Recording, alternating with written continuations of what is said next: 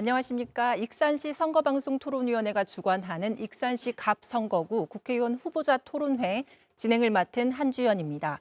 오늘 토론회는 공직선거법 제82조의 2에 따라서 4명의 후보와 함께합니다.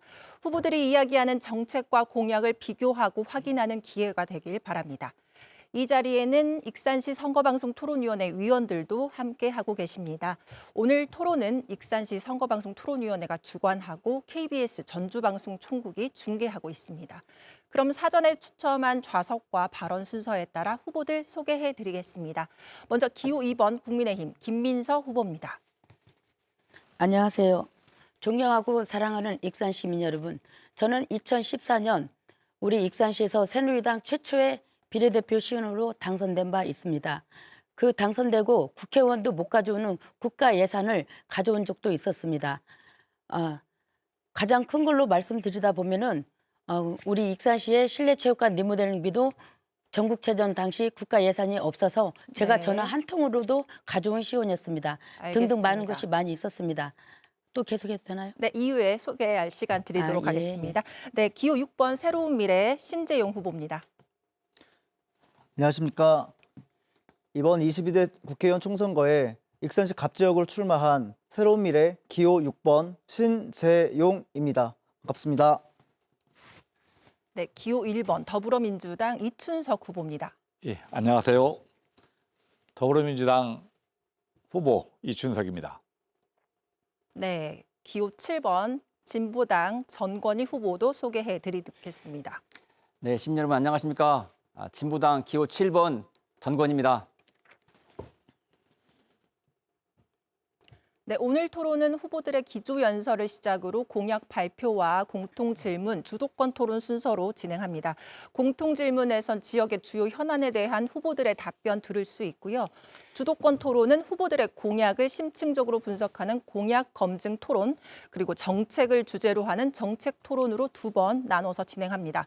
모든 질문과 답변에는 제한된 시간이 있으니까요. 앞에 있는 모니터 꼭 확인하시고 발언 시간 잘 지켜주시길 바랍니다. 인신공격, 비방 발언은 안 됩니다.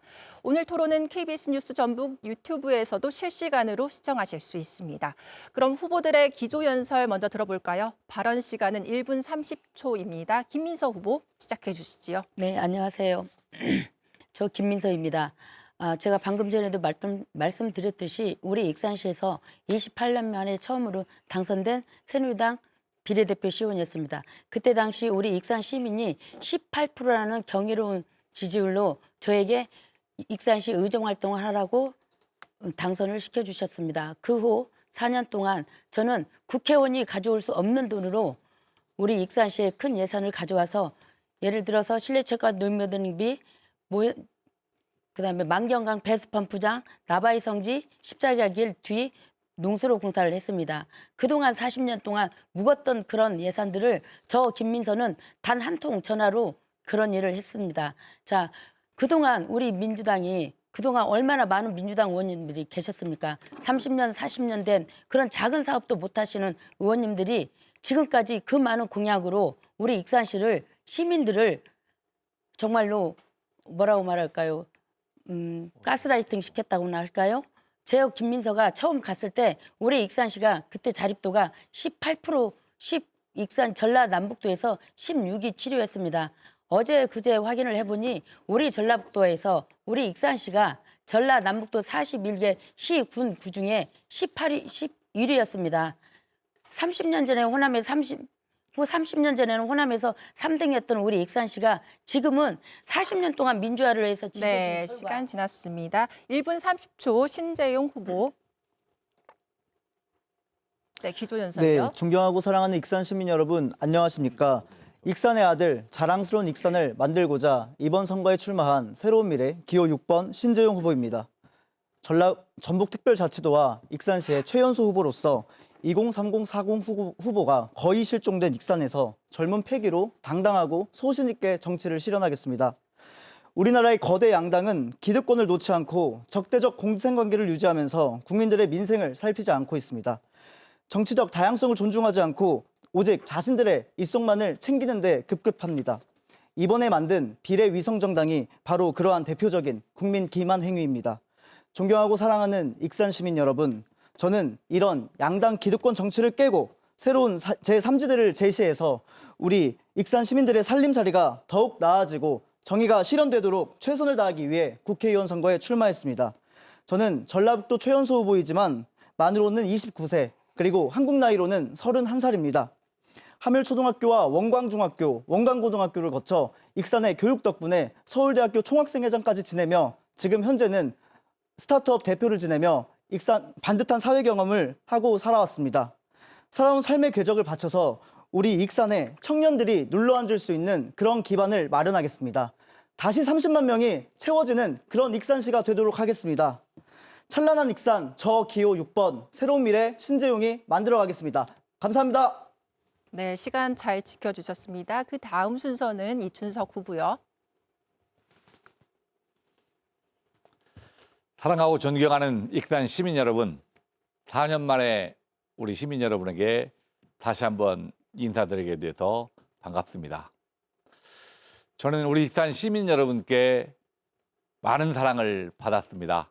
어린 나이에 삼선 국회의원을 역임했고 4년 전에는 좀 더 성숙한 모습으로 돌아오라 해서 우리 민주당의 경선 패배를 해서 4년간의 성찰의 시간을 가진 바 있습니다. 4년 동안 많은 시민들을 만나고 그들과 아픔과 기쁨을 같이 했습니다. 지난번 경선에서 저는 민주당 후보로 선출되었습니다. 아마 제가 선출하게 된 원인은 두 가지 이유가 있을 거라고 생각합니다. 윤석열 정부가 출범한 뒤 2년이 지났는데 국민 무시가 도를 지나고 있고 사실은 민생의 파탄 지경에 빠져 있습니다. 이러할 때 야당 의원으로서 좀 강력한 목소리를 낼 수 있는 의원이 필요하지 않냐. 그게 이춘석이 적임자 아니겠냐 하는 판단과 익산에 불이 꺼져가고 있습니다. 위기를 맞고 있습니다. 우리의 젊은 청년들이 일자리가 없어서 고향을 떠나고 있습니다. 이러한 위기 상황에는 그래도 경험 있는 구원투수가 필요하지 않겠냐 해서 저를 선택해 주셨다고 네, 생각을 시간 지났습니다. 정건희 후보 1분 30초입니다. 존경하는 익산 시민 여러분, 기호 7번 전건희 인사드리겠습니다. 이제는 진짜로 바꿀 때가 왔습니다. 무도한 윤석열 검찰 독재를 탄핵하고 정권을 바꾸겠습니다. 윤석열 정권 2년 시민 여러분, 살림살이 좀 나아지셨습니까? 경제 파탄과 굴욕 외교, 검찰 독재로 대한민국이 무너지고 있습니다.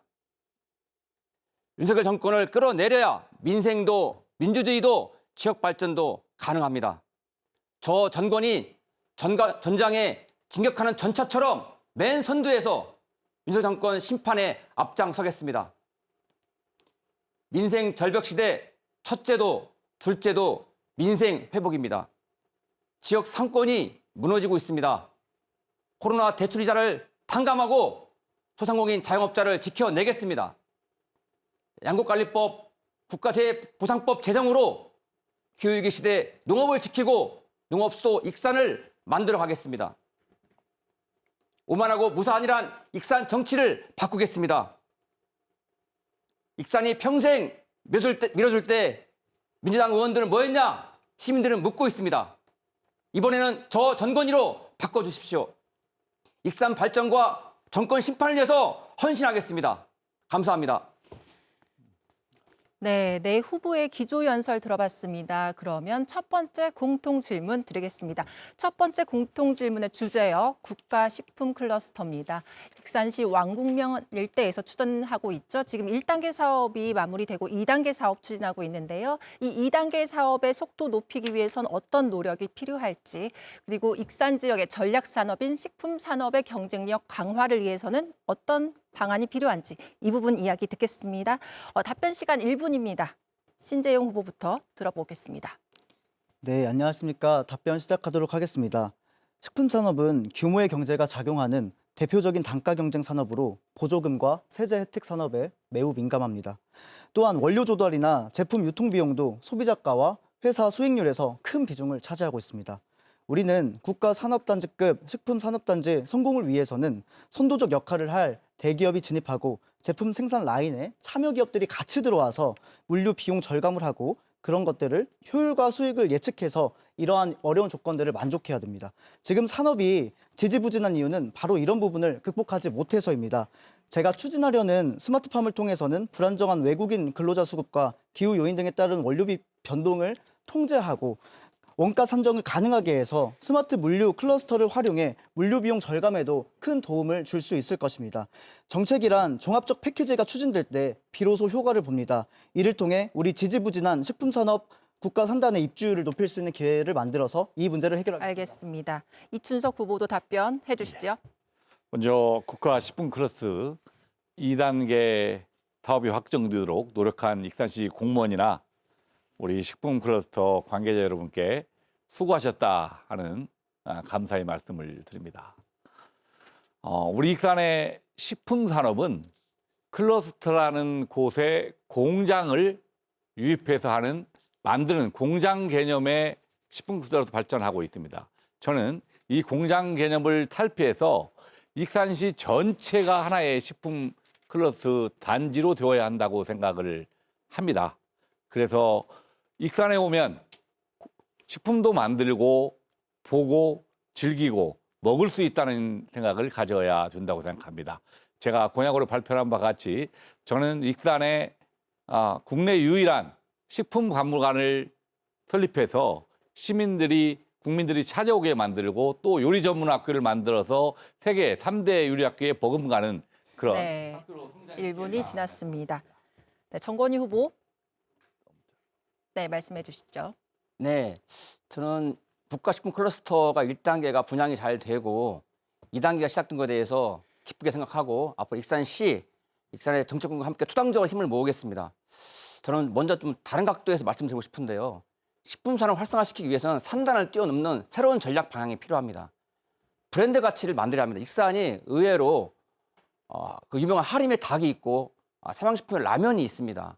이런 먹거리 산업과 연계해서 익산을 음식문화 메카 도시로 만들어야만이 저는 식품 산업의 도시로서 또 산업도 활성화시킬 수 있다 이렇게 생각하고요. 저는 먹거리 산업을 활성화시키기 위해서 제가 공약으로 제시한 바가 있습니다만 먹거리 엑스포 그리고 젊은이들이 좋아하는 라면 축제를 개최를 하고 익산역의 원도심을 비롯한 주변에 음식문화 특화지구를 만들어서 익산을 찾는 많은 시민들에게 익산하면 음식, 식품을 떠올 수 있도록 그런 먹거리 산업 전략을 발전시켜서 익산의 식품 산업을 활성화시켜 나가겠습니다. 알겠습니다. 김민서 후보 답변해 주시죠. 네, 고맙습니다. 첫째, 우리 전북 도민이 알아야 될 사항이 있습니다. 국가식품클러스터 2단계 사업 7,025억. 문재인 정부에서도 공약에 넣은 사항입니다. 그러나 5년 내내 단 1%도 해주시지 않으셨습니다. 저 김민서 윤석열 대통령 후보 시절에 공약으로 넣은 사항입니다. 국가식품클러스터 2단계 사업 7,025억. 대통령님, 정우천 의원님도 만나서 이 2단계 사업은 우리 익산시에 꼭 필요한 사업이라고 공약에 넣은 장본인입니다. 그리고 작년, 재작년 저 도의원 출마했을 때 19.74% 받았습니다. 호남에서 1등 했습니다. 국민의힘 후보자 중에. 그래서 원희룡 장관님과 지금 저기 새만금 개발청에 계신 김경환 청장님께서 만나셔서 이 공약 사업은 우리 익산시의 가장 중요한 사업이고 대통령 공약 사업이고 김민서 후보의 공약 사업이다. 이 정도는 해주셔야 되는 거 아닙니까? 해서 작년 3월에 3,855억 민간 유치해서 이 사업을 하라고 지시한 사항입니다. 네, 1분이 지났습니다. 네, 이번에는 후보들의 공약 들어보겠습니다. 주어진 시간은 2분입니다. 공약을 발표할 때는 되도록 매니페스토의 5대 원칙이죠. 이유, 목표, 방법, 재원, 소요 기간에 맞춰 해주시길 바랍니다. 이춘석 후보부터 시작하겠습니다. 2분입니다. 제가 삼선 국회의원 할 때 제 마음을 항상 짓눌렀던 것은 내 고향은 익산은 전라북도는 왜 이렇게 못 살까? 왜 나의 선배, 나의 친구, 우리 후배들은 여기에 좋은 일자리가 없어서 고향을 떠날까 하는 숙제였습니다. 저도 이번에 사선에 도전하면서 많은 공부와 고민을 했습니다. 제가 사선 국회의원에 당선된다고 하면 저는 무엇을 할까? 제가 떠오르는 건 딱 하나입니다. 제가 8번째의 밥값 공약을 발표를 했습니다. 이 모든 공약이 귀결되는 최종점은 익산에 많은 일자리가 있지만 대한민국 평균 소득인 4,200만 원보를 초과하는 일자리가 거의 없습니다. 다 2천만 원 이하의 일자리입니다. 그래서 제 공약은 익산에 좋은 일자리를 만드는 것이 가장 중요하다. 그러기 위해서는 신성장 동력을 끌어들여야겠다라는 생각입니다. 제가 지금 계속해서 추진하고 있는 홀로그램 사업을 저는 새로운 신성장 동력으로 성장시킬 것이고, 그러면 신성장 동력인 홀로그램 산업이 정책될 때까지는 우리 익산은 뭘로 먹고 살까? 어떻게 인구 감소를 막을까? 해서 제시한 대표 공약이 익산의 제2혁신 도시를 조성해서 공공기관 5개 이상을 유치하겠다는 공약입니다. 제가 삼선 때 농업기술진흥원을 송악동에 유치했는데 석박사급만 150명이었습니다. 이 부분에 관련해서는 이미 김관영 도지사도 도지사 공약으로 익산의 제2혁신 도시를 만들겠다는 공약을 제시한 바가 있습니다. 그에 대해 상당한 진척이 이루어졌고, 제가 당선된다고 하면 윤석열 정부에서 추진하고 있는 공공기관 이전에서 똘똘한 공기업 반드시 5개 이상 우리 익산에 유치해서 우리 젊은이들이 고향을 떠나지 않는 곳을 만들겠다 하는 말씀을 드립니다. 알겠습니다. 전건희 후보 공약 발표해 주시죠.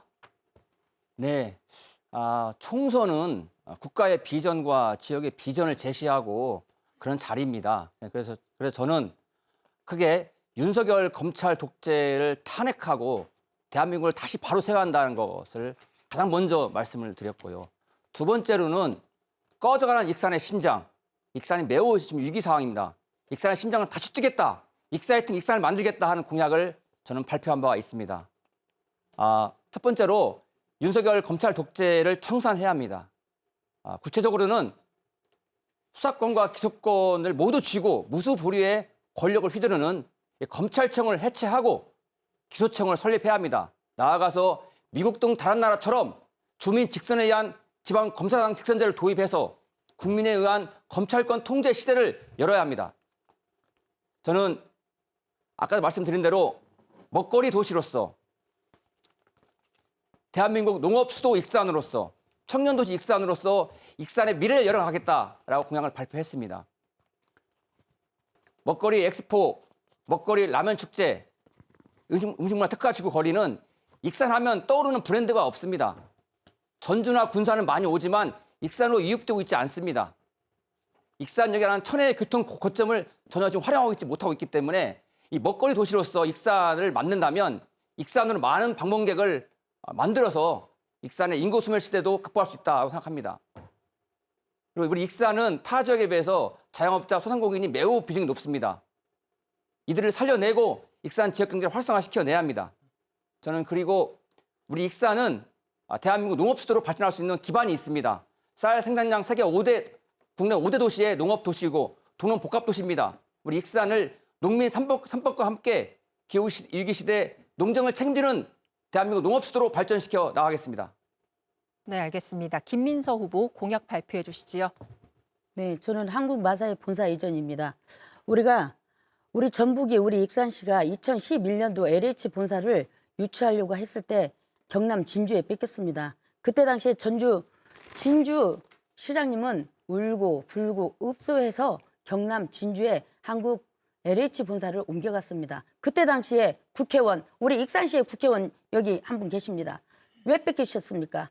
자, 그때 당시에 11명의 국회의원들이 우리 전북의 아이들의 꿈꿀 수 있는 LH 입사할 수 있는 그 문을 막았습니다. 자, 11명의 국회의원들이 약속했습니다. 잠시만요. 10명인가 11명인가 잠깐 착각했습니다.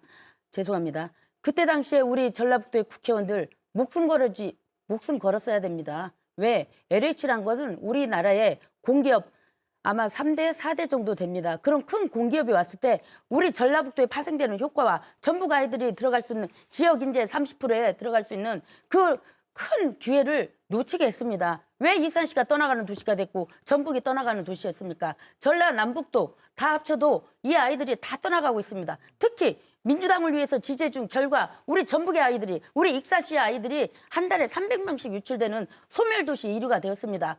지금까지 자, 이춘석 의원님 방금 공기업 유출하신다고 했는데 물론 당선되시겠지요. 자, LH공사 뺏겼으니까 이번에 제가 당선 안 되더라도 저의 한국마사회 본사 이전 좀 시켜주셨으면 좋겠습니다. 물론 제가 저에게 우리 익산 시민이 많은 지지율을 있다면 만약에 20%라도 준다면 저는 목숨 걸고 용산에 가서 싸우겠습니다. 안과에 들어가서 머리 깎고 무릎 꿇고 대통령께 읍소하겠습니다. 한국마사회 본사 익산으로 돌려주시라고 저는 울며 불며 읍소하겠습니다. 여기까지입니다. 알겠습니다. 신재용 후보 공약이요.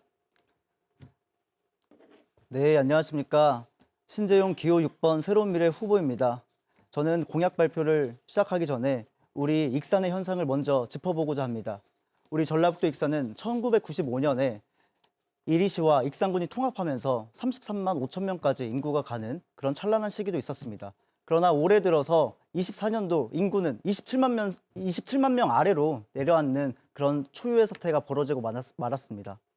인구 소멸과 지방 소멸을 극복하고 청년이 눌러앉는 익산을 만들고 30만 명이 다시 되는 익산을 만들기 위해 공약들을 냈습니다. 저는 익산의 소프트웨어 아카데미를 설립을 통해서 단계적인 코딩 교육을 제공하는 것을 제1의 공약으로 내세웠습니다. 저는 현재 서울대학교 지능정보사회센터 연구원으로 일하면서 스마트시티 등 차세대 기술을 연구하고 공부하고 있는 상황입니다. 사랑하는 익산 시민 여러분, 우리 익산에는 양질의 일자리가 필요합니다. 그리고 인구 유출이 가장 심각한 청년층들이 우리 익산에 눌러 앉아야만이 익산에 활기가 넘치고 생기가 넘치게 될 것입니다. 저는 이러한 것들을 추진해서 청년들에게 교육을 하고 교육으로 끝나는 것이 아니라 자신들이 기술 창업을 통해서 자신만의 기업을 만들고 어플리케이션 다운로드 1000만 다운로드 수, 10,000 다운로드 수 이런 식으로 해가지고 자신들이 창업할 수 있는 그런 기회를 제공하는 그런 것을 가지고 있습니다. 또한 오산의 스마트 혁신단지를 지정해서 농업의 자동화를 추진을 하고 함라 워케이션 웰리스 산업단지를 추진하고 이런 것들을 관통하는 것은 미래 일자리, 차세대 산업들을 유치해서 우리 익산의 발전을 이뤄내겠다는 것입니다. 존경하고 사랑하는 익산 시민 여러분, 저는 현재 대학원에 다니면서 저 또한 기술 창업을 하고 스마트 시티와 스마트 기술에 대해서 정통한 사람입니다. 이러한 경험들과 지혜를 함께 정책에 만드는 데 사용하여서 우리 익산을 자랑스럽게 만들겠습니다. 감사합니다. 네, 후보의 공약까지 들어봤습니다. 계속해서 첫 번째 주도권 토론 들어가겠습니다. 토론 방식 설명드리겠습니다. 각 후보에게 6분의 시간이 주어집니다. 주도권을 가진 후보는 상대 후보에게 질문과 보충 질문을 할 수 있는데요. 이번 주도권 토론은 공약을 주제로 하기 때문에 상대 후보의 공약에 대한 질문을 해주셔야 합니다. 원활한 토론을 위해서 질문과 답변 시간이 되도록 1분을 넘지 않게 해주시고요. 상대 후보의 답변 시간 최소 30초는 보장해 주시길 바랍니다. 또 한 후보에게 질문이 집중되지 않도록 반드시 2명 이상 후보에게 질문하셔야 합니다. 인신공격이나 비방 발언은 안 됩니다. 그럼 순서에 따라 전건희 후보 주도권 토론을 시작하겠습니다. 시간 6분입니다. 네. 저는 예비후보 운동 기간 또 그 이전까지 거슬러 올라가면 지난 1년 가까이를 익산의 곳곳을 다니면서 많은 주민들을 만났습니다. 특히 우리 자영업자, 소상공인분들 많이 만났던 것 같습니다. 익산 경제 비중이 매우 큽니다. 실제 그 자료를 익산시 실태조사 자료를 보니 소상공인 사업자의 숫자가 약 36,500여 개 이르고요. 그 종사자 숫자는 약 5만 명에 가족까지 포함하면 거의 익산 인구의 3분의 1이 넘는 익산 지역 경제 근간을 이루고 있는 것이 소상공인 자영업자분들이었습니다. 다녀보니까 코로나 때보다 더 어렵다는 말씀들 하시면서 장사도 안 되는데 특히나 코로나 시기에 받았던 대출 상환 때문에 고통을 호소하고 계셨습니다. 그래서 이번에 공약에서도 발표한 바 있듯이 코로나 시기에 받았던 대출 이자를 탕감하고 원금을 상환 연장한다고 공약을 발표한 바가 있습니다. 이준석 후보님께 질문을 드리겠습니다. 많이 만나셨겠지만 제 공약 이런 대출 이자 탕감을 포함한 이런 부채 해소에 대해서 방안에서 어떻게 생각하시는지 말씀해 주십시오. 아주 좋은 공약이라고 말씀드리고요. 저는 개인적으로 그걸 공약으로 제시하지 않았지만 우리 민주당은 당 차원에서 이 소상공인과 자영업자의 임대료를 지원하고 또 대출 이자를 경감하거나 감면할 수 있는 그런 정책들을 추진하겠다라고 발표한 바 있기 때문에 저 민주당이 다수당을 된다고 하면 우리 정건희 후보가 말씀하신 그런 공약들을 차분히 잘 진행하도록 그렇게 하겠습니다. 지금 국민의힘이나 또 많은 또 일각에서는 이런 자영업자들에 대한 대출자 탕감에 대해서 포퓰리즘이나 공격도 있고 또 재원에 대한 많이 지적하면서 반대를 하고 있습니다. 그 재원 마련에 대해서는 어떤 입장이십니까? 대한민국의 전체 예산 규모가 700조를 넘었습니다. 사실은. 그래서 적정하게 세금을 걷어들이고 이걸 어디다 분배할 것이냐 하는 건데 윤석열 정부나 이런 정부들은 사실은 부자 감세에 의해서 세금을 깎아주고 오히려 부자들에게 자꾸 이익을 주는 정책들이 피는데 아까 방금 말씀하신 대로 소상공인이라든가 우리 농민들이라든가 노동자들한테 적정 부분에 배분을 한다 하더라도 우리 재정 경제 규모에 비춰서는 저는 아무런 문제가 없다라고 생각을 합니다. 알겠습니다. 구체적인 방안을 좀 제시하고 싶은데요. 지금 진보당에서는 이미 제시한 바가 있고 민주당에서도 잘 연말에 당론으로 발표한 바가 있습니다만 이 엄청난 경제위기 시대에 횡재로 얻은 은행들의 엄청난 고금리로 얻은 그 엄청난 수익이 있었습니다. 한 수십 조 가까운 이런 것들에 대한 횡재세를 도입을 해서 한다면 충분히 재원이 가능하다는 것이 우리 야당을 포함한 많은 국민들의 입장인데요. 이런 부분에 대해서 좀 함께 힘을 모아주시면 감사하겠고요. 하여튼 민주당 당론으로 여러 가지 말씀하셨는데 당도 중요하지만 저는 후보가 매우 중요하다. 후보가 어떤 입장과 어떤 태도를 가지고 정치하느냐가 매우 중요한데 익산 경제에 그동안에 또 상당히 많은 비중을 차지했던 이 지역 경제 자영업자분들이 어려움에 처했는데 삼선했던 의원으로서 경험으로서 그동안 이런 부분에 대한 많은 고민과 좀 관심이 부족했다 이런 많은 비판도 있더라고요. 이런 부분에 대한 좀 책임 있는 고민과 대책도 함께 해주시면 감사하겠습니다. 이해하겠습니다. 두 번째로 말씀을 하나 드리겠는데요. 지금 농업 공약을 최근에 발표를 하셨더라고요. 그래서 이제 여러 가지 계절 근로자 지원센터 설립이랄지 근로자 기숙사 건립 등에 했는데 이런 부분은 필요한 부분이긴 합니다. 그런데 본질적으로는 농업-농촌 문제의 본질은 농가 소득 보장과 농산물 가격 안정화에 있거든요. 이런 문제에 대한 공약이 따로 없어서 질문 드리겠습니다. 윤석열 대통령이 지금 거부권 통치를 하고 있습니다. 첫 번째가 바로 양곡관리법 거부했습니다.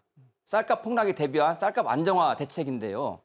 네, 시간 좀 확인해 주시고 말씀해 사실은 주십시오. 근데 당연히 거부권에 대해 규탄하고 다시 복원시켜야겠지만 사실은 이거의 원죄가 민주당에서 변동형 직불제를 폐지한 게 있거든요. 당시에 이춘석 후보님께서 의원이실 때 이 폐지에 대해서 찬성했습니까? 반대했습니까? 변동형 직불제에 대한 폐지. 정확한 기억이 없습니다. 예, 제가 보니까 이춘석 의원님은 찬성했더라고요. 그래서 당시에는 집권 여당 때는 이런 쌀값 안정화에 대해서 반대되는 정책을 피시고 야당이 되니까 다시 반대하는 것은 국민들의 신뢰를 얻기가 어렵고 정책 일관성이 부족하다는 비판이 있거든요, 민주당이요. 네, 다른 후보에게도 예, 질문하셔야 알겠습니다. 됩니다. 시간이 얼마 남지 자, 우리 않았습니다. 김민석 후보님께 질문을 드리겠습니다. 공약을 보니까 새만금 메가시티 건설 하셨더라고요. 그래서 지역 소멸 시대에 이런 어떤 지역의 광역 경제권을 형성하는 문제에 대해서는 적극적 검토가 필요한데 새만금 메가시티 건설에 대해서 얘기하기 전에 답변 시간 저는 좀 보장해 주셔야 예, 됩니다. 무슨 드는 게 윤석열 정부가 새만금 예산을 깎았습니다. 한편은 엄청나게 깎아놨는데 새만금 메가시티를 건설하겠다 집권 여당 후보가 이게 말이 앞뒤가 안 맞는 것 같습니다. 어떻게 생각하십니까? 자, 방금 말씀하신 거 새만금 예산 깎으셨다는데 어떤 예산을 깎았는지 먼저 말씀해 보십시오. 어떤 예산 제가 깎았습니까? 질문 드렸습니다. 어떤 무려 예산 5천억 깎았습니까? 넘게 깎았는데 만약에 말씀하셔가지고 깎인 예산이 없다면 저는 공직선거법 허위사실 유포죄로 고소하겠습니다. 말씀하십시오. 아니, 제가 어떤 예산 깎았습니까? 제가 질문을 드렸고요. 아니 어떤 예산을 깎았는지 먼저 말씀을 네, 해보십시오. 70% 넘게 깎아서 국회에서 복원시켰지만 대폭 깎겠습니다. 2천억 넘게. 대폭요? 그냥 어떤 예산 깎였습니까? 말씀해 보십시오. 그건 답변해 주시면 감사하겠습니다. 아니요, 제가 새만금 교육수립위원회를 거쳤기 때문에 압니다. 어떤 예산을 깎았는지 말씀하십시오. 네, 6분의 시간 지났습니다. 원활한 토론을 위해서 질문과 답변 1분 이내로 좀 부탁드리겠습니다. 반드시 2명 이상 후보에게 질문하셔야 됩니다. 주도권 김민석 후보에게 넘어갑니다. 6분입니다. 네, 먼저 우리 이춘석 후보께 말씀드리겠습니다. 제2 혁신도시 조성을 하기 위해서 공공기관 5개 이상 유치하신다고 했습니다.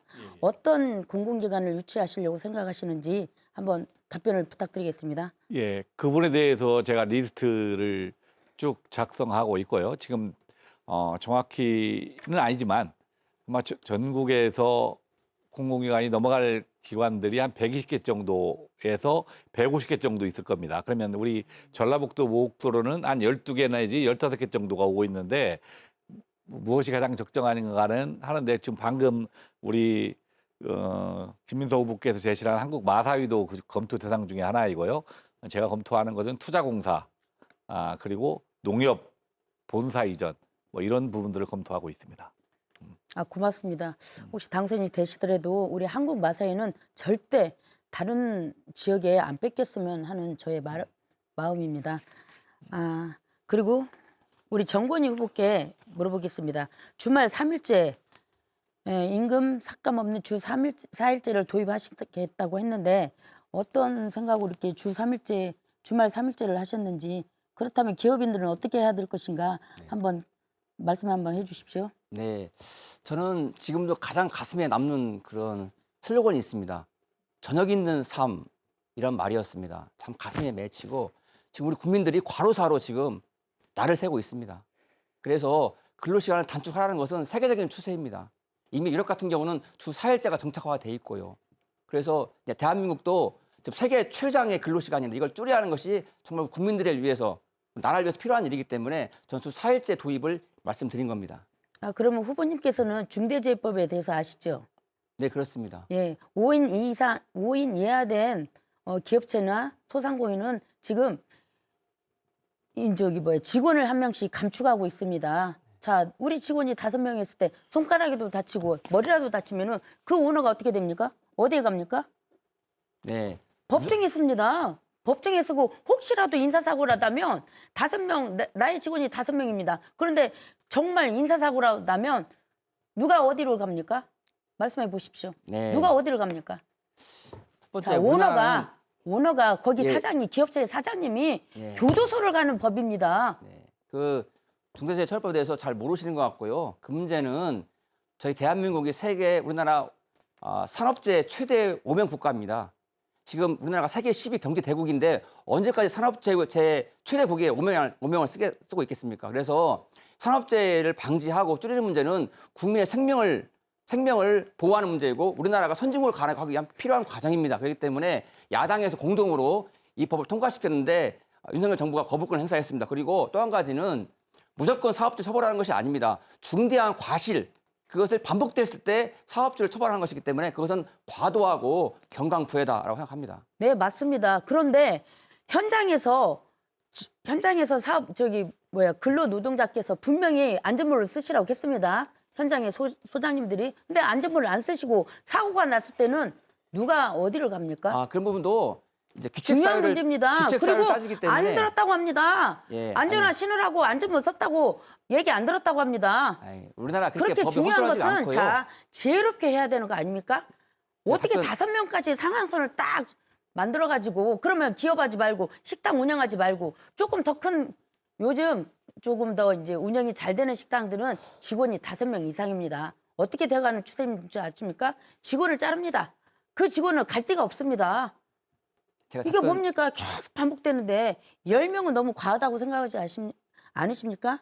지금 국회에 답변 50명으로 시간도 보장해 올렸었는데 주십시오. 예, 50명 이상으로 말씀드린 좀 대로 개정을 시켜달라고 했습니다. 중대재해처벌법 어떻게 생각하십니까? 그 50명에 OECD 대해서는? 모든 국가에서 많이 지금 시행을 하고 있는 거고요. 대한민국이 인류 국가로 나가기 위해서는 반드시 필요한 과정이고 국민의 생명보다 중요한 게 뭐가 있겠습니까? 생명을 묵인하고 앗아간다? 용납할 수 없는 것입니다. 생명을 지켜야 하기 때문에 필요한 법이고 다만 그것이 무조건적으로 사업주를 처벌하는 것이 아니고 중대한 과실이 확인되거나 그 반복적으로 있을 때만 처벌되는 거기 때문에 말씀하신 분들은 잘 지혜롭게 법 적용이 되고 있고요. 또 그렇게 해 나갈 거 생각합니다. 알겠습니다. 그렇게 말씀하시니 제가 더 이상 할 말이 없습니다. 일단 이 문제는 50명 이상 이게 지금 법안에 계류 중인 사건이니까 우리도 이제 지혜롭게 5명은 너무 각박한 법 아닙니까? 아주 기업 하는 사람들을 식당하는 자영업자를 죽이라는 법입니다. 죽어서 아예 식당도 하지 말고 집에 가만히 앉아 있으라는 그런 법입니다. 식당 겨우 해가지고 한 달에 500만 원인데 자 주인은 200만 원 받습니다. 식당 종업원들 300만 원 받습니다. 이렇게 하시면 안 된다고 생각합니다. 어떤 분이 식당을 운영하고 자영업을 운영하려고 하시겠습니까? 자, 우리 대한민국도 지혜롭게 먹고 살 수 있게끔 만들어 주셔야 되는 거 아닙니까? 계속 반복되는 말씀이신데 중대재해처벌법은 사망이나 큰 어떤 엄청난 사고에 하나에서 발생하는 거고요. 그리고 무조건 처벌하는 것이 아니고 사업주의 중대한 과실을 원인을 규명해서 책임을 지는 거기 때문에 잠시만요. 그런 부분은 너무 과도한 후보님 좀 아닙니다. 비약이다. 식당에서 예. 뜨거운 물로 만약에 다쳤을 경우 그 중대재해법에 들어갑니다. 왜 그거 모르십니까? 5명 이하 된 식당 근로자가 물에 되었습니다. 뜨거운 물에 중대재해법에 들어갑니다. 예. 그것도 이제 그런 것까지 사업주의 계산을 책임과 하시고 직원의 말씀하셨어야지. 과실을 따지게 돼 있습니다. 그걸 그 주인이 과실입니까? 예. 그런 부분은 네? 좀 조심하게 안 미끄러지는 장화 신고 네, 일을 6분이 하셨어야 지났습니다. 되는데 네, 주어진 시간이 끝나게 되면 마이크 전원이 차단됩니다. 참고해 주시기 바랍니다. 신재용 후보에게 주도권 넘어갑니다. 질문 답변 1분 이내로 부탁드리고요. 상대방의 답변 시간 30초 정도는 보장해 주십시오. 예, 먼저 김민석 국민의힘 후보님께 질문 드리겠습니다. 공약 중에 펭귄 테마파크 공약이 있습니다. 이게 사실은 근데 동물원이 좀 요즘은 동물 학대라고 해서 전국적인 이슈도 되어 있고, 그리고 기후 위기로 더워지는 와중에 어떻게 이제 펭귄을 데려오면서 그리고 그 유지비는 어떻게 할 것인지, 또 이게 새로운 동물 학대나 다름없다라는 생각도 있는데 이에 대해서 어떠한 생각을 가지고 계신지요? 질문해 주셔서 대단히 감사합니다. 우리 국민의힘도 요즘 기후 변화에 대한 관심도가 높습니다. 우리 당도. 자, 제가 국립환경박물관 기후 변화에서 펭귄 박물관을 만들겠다고 했습니다. 그런데 기후 변화에서 심각한데 우리 익산시가 특히 미세먼지로 심각한 도시입니다. 그런데 자, 우리 익산시에서 우리 이춘석 의원님께서 국립박물관을 그렇게 이제 만들어 주신 건 대단히 감사하다고 생각합니다. 그러나 그거 위에 찾아오는 박물관 하나 없습니다. 변변한 박물관. 그런데 우리 대한민국과 전 세계가 이슈인 기후 변화 이걸 활용해서 환경박물관을 만들어야 되는데 그냥 환경박물관만 떡하니 만들어 놓으면 사람이 안 옵니다. 자, 그러나 살아있는 펭귄이 아니라 자, 제가 알고 있는 지인은 펭귄 박제가 있습니다. 황제 펭귄이 있는데 왜 펭귄을 테마로 하려고 하냐면 자, 남극까지 가려면 우리 익산에서 남극까지 4일이 걸립니다. 이틀 반이 걸립니다. 근데 남극에서 또 황제 펭귄을 보려면 한 금액도 한 5천만 원이 들어가고. 죄송합니다. 어떤 취지인지 제가 말씀드리려고 그래요. 계속. 네, 그러셔야 아니요. 돼요. 아니요. 저는 이제 주도권 제가 말할 게 너무 네. 없어가지고 답변 여기까지만 1분입니다. 하겠습니다. 네, 1분 죄송합니다. 이내로 해주시면 감사하겠습니다. 이춘석 후보님께 질문 드리도록 하겠습니다. 예, 홀로그램 공약에 대해서 좀 질의드리고 싶은데요. 사실 이미 익산시가 작년 말에 국가예산 사업으로 이미 실증지원 사업과 지식산업센터 건립을 이미 시행하고 있는데, 사실 이미 시행하는 사업을 지금 공약으로 하겠다고 내세우는 거는 조금 너무 안일한 게 아닌가라고 생각이 듭니다. 사실 이거는 좀 구태 정치 하나가 아닌가라고 생각하는데 어떠한 생각을 가지고 계신지요? 홀로그램 산업은 대한민국에 전혀 없을 때 제가 개발한 사업입니다. 사실은 산자부가 이를 거부해서 과기부화해서 1단계 사업으로 2,500억을 들여서 이미 연구 개발이 끝났습니다. 그래서 작년에 그 사업이 종료돼서 이제 이게 실증화 단계에 접어들어야 하는데 이 예산이 확보되지 않아서 제가 노력해서 새로 확보한 예산입니다. 이게 연구 개발 사업이 끝난 사업을 실증 단계에 넘어가야 하는데 지금 익산에 이 실증화 지원센터를 건립해야 합니다. 국가적으로. 지금 예산 30억을 편성한 것은 지속된 사업을 추진하는 예산을 편성되어 있는 것이지 그 사업과 전혀 없고요. 저는 그래서 만일 당선된다고 하면 이 사업을 명실상부한 우리 익산을 살리는 사업, 전라북도를 살리는 사업으로 하기 위해서 과학기술통신위원회를 갈 생각까지도 갖고 있습니다. 예, 그리고 이춘석 후보님께 다시 한번 질문 드리겠습니다. 제가 국가대표 운동선수 출신이라서 후보님께서 내신 스포츠 키자니아 사업에 이제 제가 잘 읽어봤는데요. 사실 제가 좀 드는 의문이 하나 있었습니다. 사실 지금 현재 익산시나 아니면 지방에서는 각 학교 운동부 전임 코치조차도 구하기가 힘든 현실입니다. 이러한 되게 다양한 스포츠 종목, 되게 다양한 종목과 이제 ICT 스포츠를 한다고 하셨는데 이 강사 마련은 어떻게 하실 생각이었나요?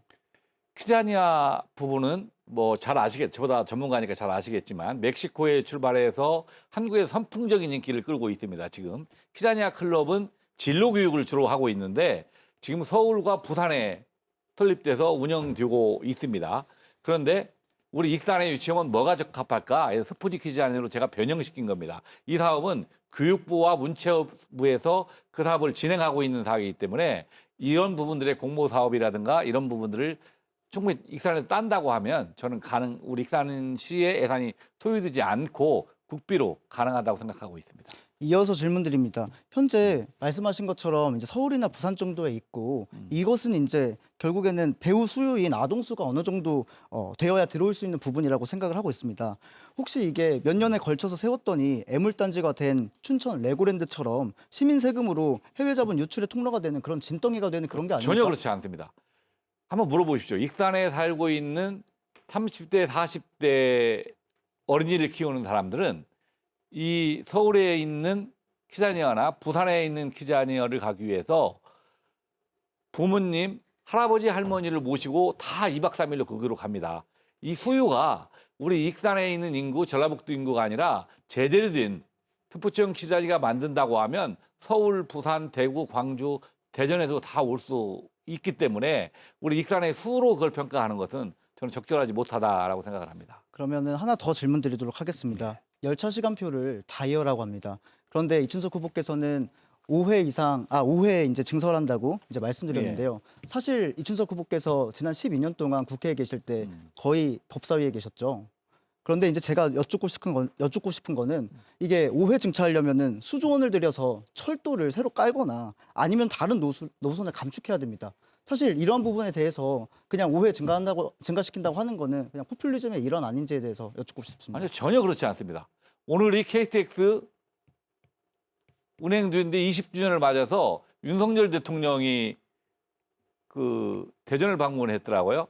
이미 대한민국에는 지금 시속 200km의 철도가 운행되고 있는데 대한민국은 400km 시속 도로가 만들어져 있습니다. 그런데 지금 350km대에 그렇게 하는데 우리 윤석열 대통령이 뭐라고 말씀하시냐면 이걸 경부선과 호남선에 가겠다. 네, 6분 시간 지났습니다. 알겠습니다. 네, 자막. 네. 네, 이제 주도권 이춘석 후보에게 넘어갑니다. 제가 좀 전에 공약에서 발표했다시피 저는 익산이 살 길, 우리 전라북도가 살 수 있는 길은 정말 양질의 좋은 일자리, 대한민국의 실질 임금이 4,200만 원을 초과하는 일자리를 몇 자리 만드느냐, 이게 승패를 좌우한다고 생각합니다. 국회의원의 임기가 4년이 주어졌는데 나는 전반부 2년은 빠르게 구할 수 있는 공공기관 유치에 사명을 다할 거고 후반부 2년은 우리 익산시와 전라북도의 신성장정 동력, 홀로그램 같은 것을 확보하는 데 최선을 다할 겁니다.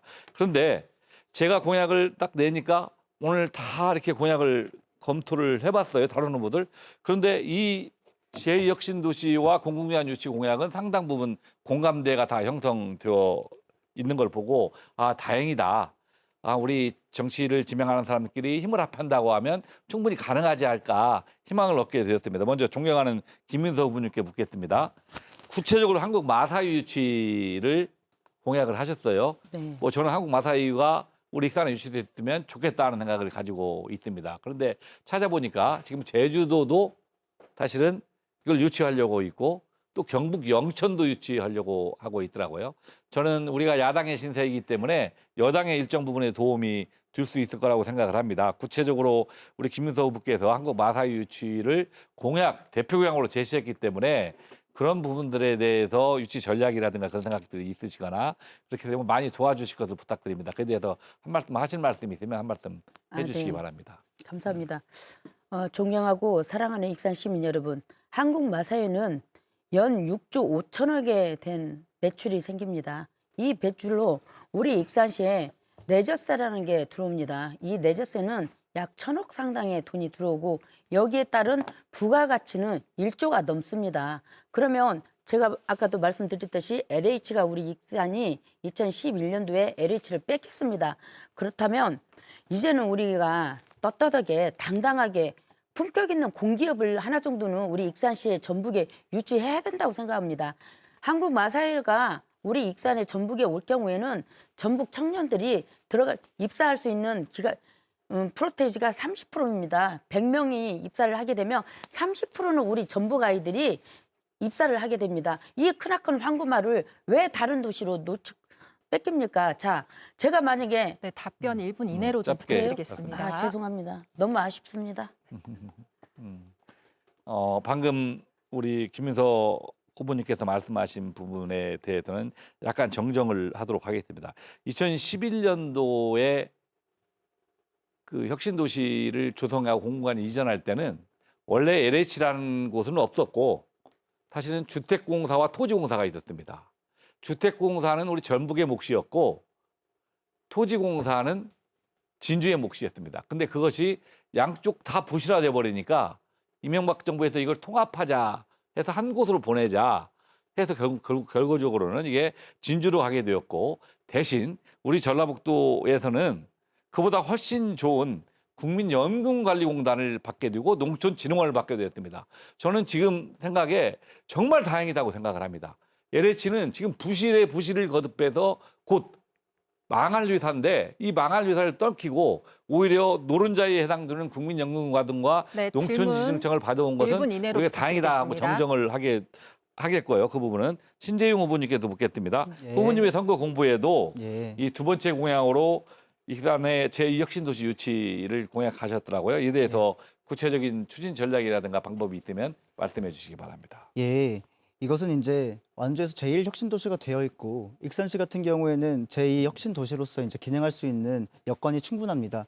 그렇게 왜냐하면은 우리 익산시는 교통의 요충지이고 호남선과 전라선이 갈라지는 그런 교통의 요충지이면서 되게 인구가 계속해서 줄어들고 있는 참담한 현실을 마주하고 있습니다. 이준석 후보님이 말씀하신 것처럼 뭐 5개의 공공기관을 유치한다고 하셨는데 이런 혁신도시 지정을 통해서 여러 가지 공공기관들을 유치를 하고 뭐 많은 후보님께서 말씀하시는 한국마사회라든지 아니면 투자공사라든지를 유치를 해가지고 재원을 마련한다기보다는 정부와 혹은 국회에서 이제 협의를 통해 가지고 진행되어야 될 그럴 상황이라고 생각하고 있습니다. 예. 하여튼 뭐 공공기관을 이전하는 것은 대부분의 비용 자체를 공공기관 자체적으로 부담하고 있기 때문에 사실은 우리 익산시나 전라북도의 부담은 저는 크지 않을 거라고 생각을 하고요. 우리 정건희 후보께도 같이 묻겠습니다. 이게 저를 포함한 지금 3인이 이 공공기관 유치에 대한 의지가 있고 그걸 공약으로 발표했습니다. 이제 후보님 공약에는 이 공공기관 유치에 대한 내용이 없는데 이에 대한 추진 의사가 있으신지 있다고 하면 어떻게 추진할 것인지가 좀 말씀해 주시기 바랍니다. 네, 뭐 그렇습니다. 뭐 따로 거기 공보문에 반영하지 않았지만 지금 국토균형 발전 문제는 노무현 정부 이래로 우리 국민적 공감대가 있었던 사업인데 윤석열 정부 들어서 가지고 이게 지금 전북 차별 홀대화되면서 이 근간이 흔들리고 있습니다. 그래서 이 문제 지역 균형 발전을 이거에 대한 기본 국민적 공감대를 지켜내고 특히 윤 정부의 전북 차별 홀대에 맞서서 단호하게 싸워내면서 당연히 공공기관 유치를 총력을 다해서 해나가야 합니다. 함께 힘을 모으고 또 해나가겠습니다. 예, 마치겠습니다.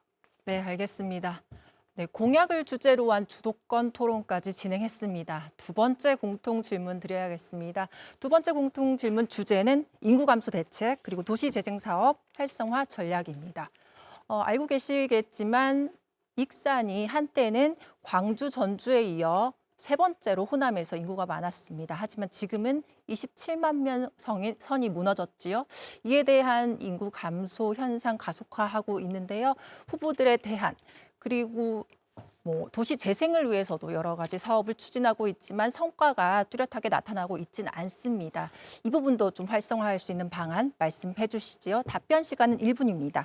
이 질문은 김민서 후보부터 답변해 주시면 되겠습니다. 네. 익산 시민 여러분, 변화 속에 익산의 미래가 있다고 생각합니다. 방금 사회자님께서 말씀하신 대로 30년 전까지만 해도 우리 익산은 호남의 3대 도시였습니다. 그런데 지금 우리 익산은 41개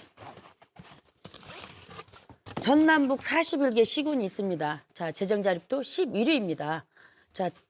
우리가 민주당을 위해서 지지한 결과가 바로 30년 동안 우리가 3위에서 11위까지 내려가 있습니다. 전북은 우리 전북은 17위입니다. 전라남북도가 우리 전북이 몇 년 전까지만 해도 16위였습니다. 그런데 지금 현재 17위입니다. 일자리가 없으니 떠나갈 수밖에 없습니다. 한 달에 우리 익산시만 생각해도 익산에 300명 정도가 유출이 됩니다. 소멸도시 1위가 되어 있습니다. 이렇게 세수는 형편없이 있는데 그리고 또 한 가지 기업이 들어오질 않습니다. 우리 익산에는. 네, 시간 1분 지났습니다. 네, 앞에 시계 잘 확인해 주시면 감사하겠습니다. 신재용 후보 답변해 주시죠. 1분입니다. 예, 답변하겠습니다. 익산으로 돌아온 청년인 제가 보기에 익산 인구 감소 이유는 매우 명확합니다. 청년들이 일할 일자리가 명확하게 없기 때문입니다. 기존에 농축산업만이 남은 채 청년들이 일할 산업 기반이 붕괴된 것 때문이라고 저는 생각하고 있습니다. 그렇기에 지금은 사실 익산은 어떤 시책 사업을 벌여도 밑 빠진 독에 물 붓기식의 시스템이 될 수밖에 없습니다. 저는 높은 서울 접근성에도 불구하고 저렴한 집가를 고려했을 때 소프트웨어 산업 중심지 스마트 익산을 만들 수 있겠다고 판단했습니다. 그래서 종합 패키지를 가져왔습니다. 지역 소프트웨어 아카데미 설립으로 지역의 인재를 육성하고 이들이 창업할 수 있도록 중앙로부터 마동 일대를 관련 거리로 조성하면서 이와 동시에 철도 물류 및 새만금 일대 개발과 연계해서 호남권 스마트 물류센터를 조성하겠습니다. 우리 농산물들이 호남 및 수도권 당일 유통, 그리고 비용 절감, 민간 기업 유치를 통한 선순환 구조를 만들고자 합니다. 이렇게 일자리 생기고 돈이 돌아와서 경제가 활성화되면은 다시 젊어진 익산을 체감할 수 있을 겁니다. 네, 1분 지났습니다. 이춘석 후보 말씀해 주시지요.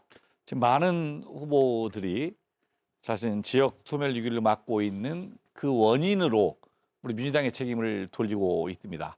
저도 상당 부분의 민주당의 책임이 있는 것을 부인하지는 않겠습니다. 하지만 해방 후 70년이 지났습니다. 그런데 우리 진보 정당을 표방하는 민주당이 집권한 시기는 15년입니다. 나머지 55년은 보수 정권이 집권을 했습니다. 이 보수 정권 하에서 지역균형 발전 계획이 전혀 수립되지 못하니까 합니다. 우리 민주정권이 수립해서 지역을 살려보겠다고 하면 다시 집권을 뺏기게 되면 이걸 다 백지화시킵니다.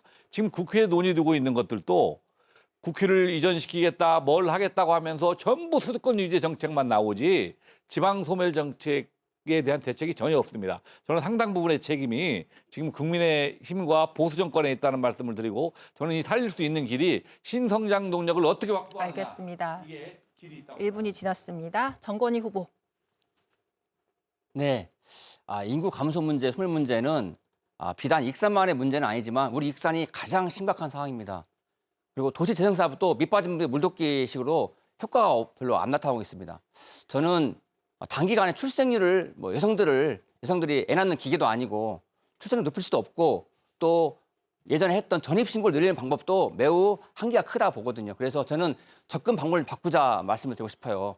그래서 생활 인구, 방문 인구와 체류 인구를 포함한 생활 인구를 늘리기를 통해서 이것을 정주형 인구로 이동시키는 전략이 가장 현실적이다라고 보여집니다. 그래서 생활형 인구를 늘리기 위한 방향으로 인구 정책을 바뀌어야 할 것 같고요. 저는 또 한 가지는 지방 청년에 대한 국가 차원의 집중적인 지원과 대책이 필요하다.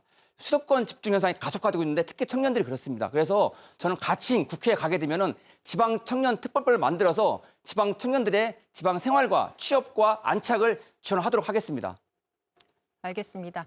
인구 감소 대책에 대한 후보들의 생각까지 들어봤습니다. 그럼 이제 두 번째 주도권 토론으로 넘어가겠습니다. 이번 주도권 토론은 주도권을 가진 후보가 상대 후보에게 정책과 지역 현안 주제로 질문과 보충 질문을 할 수 있습니다. 아까 설명드렸듯이 한 후보당 6분씩 사용할 수 있는데요. 앞서 진행한 공약 검증 주도권 토론처럼 질문과 답변 되도록 1분 이내로 해주시고요. 상대 후보의 답변 시간 최소 30초는 보장해 주시길 바랍니다. 이번에도 반드시 두 후보에게 질문하셔야 됩니다. 아까 특정 후보에게 질문이 좀 몰리는 거 삼가하도록 해주시고요. 인신공격, 비방 발언은 안 됩니다. 그럼 이번엔 신재용 후보부터 주도권 토론 시작해 주시죠. 6분입니다. 네, 국민의힘 김민서 후보님께 질문 드리겠습니다. 현재 윤석열 대통령 어떻게 생각하십니까? 잘하고 있는지 못하고 있는지 짧게 답변 부탁드립니다. 그렇게 어려운 질문을 하시니 제가 드릴 말씀이 없습니다. 잘은 못한다고 제가 말씀드리겠습니다. 자, 특히 의대 정원 늘리는 거 이왕이면 선거 끝나고 하시지 왜 지금 하셨는지 참으로 안타깝더라고요. 자, 일각에서는 의대 정원을 늘리려고 혹시 총선에 쓰려는 꼼수 아니냐고 말씀하시는데 자, 꼼수였다면 끝나고 하셨겠지요. 참으로 안타깝더라고요. 자, 너무 마음에 안 들었어요. 의대 정원 차라리 끝나고 하셔야지. 왜 이 저 중요한 때 30초가 했는지. 지나서 정말 죄송한데 제가 발언 시간이 많이 보장되지 않아서 여기서 좀 죄송하지만 끊겠습니다. 제가 말씀드리고 싶은데 윤석열 대통령 굉장히 못하고 있죠. 최상병 사건 그리고 현재 이종섭 대사 도주 이런 거 생각하면은 윤석열 정권은 심판받아야 됩니다. 이춘석 후보님께 질문을 드리려고 예. 합니다. 예. 조금은 센 질문입니다. 예. 양해 부탁드립니다. 지난 3월 21일 군산에서 이재명 후보와 함께 이 유세 자리에 섰었습니다. 이때 이재명 대표가 광주 시민들을 희화화하는 발언을 했는데 이에 대해서 어떻게 생각하십니까? 자, 그것은 저도 그 현장에 있었습니다. 사실은. 예. 그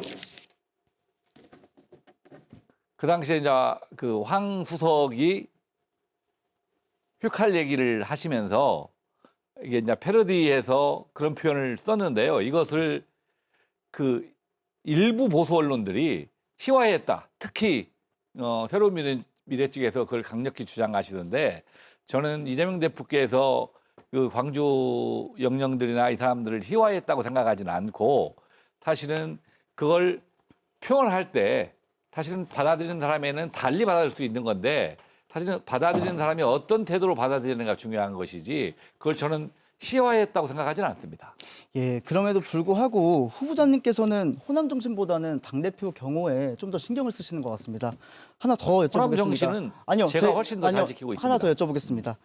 제가 선거를 준비하면서 보니까 지난 민주당 경선 때 공약이랑 조금은 다르더라고요. 배산 시민공원 매입은 어디 갔고 50-50 공약 절반은 어디 갔습니까?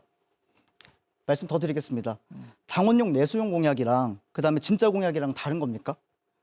호남에서는 경선이 곧 당선이니까 그냥 이대로 하시는 겁니까? 아니 정치를 처음 하시니까 이해를 못 하겠지만 사실은 공약이라는 것은 경선 때 공약이 따로 있고 본선 때 공약이 따로 있지는 않습니다. 제가 선거의 과정에서 위원회 과정에서 다 말씀드린 것이 제 공약이고 지금도 익산 배산을 명품화했다 하는 공약들은 지금도 제가 제시한 공약이고 유효한 공약입니다. 이건 반드시 지켜나갈 것입니다. 그런데 내가 이 선거벽보에 이걸 썼다고 해서 이게 공약이 드는 거고 쓰지 않았다고 해서 공약이 아닙니다. 구두로 해도 공약이 드는 거고 써도 드는 겁니다. 그래서 그것을 내 공약을 다 뒤집었다. 제가 경선이라든가 아니면 마이크를 잡고 연설 나가나 해서 공약이라고 제시한 것은 전부 저희 공약이 됩니다. 그 부분은 제가 책임지고 다 실행하겠습니다. 예, 그렇게 답변해 주셔서 감사합니다.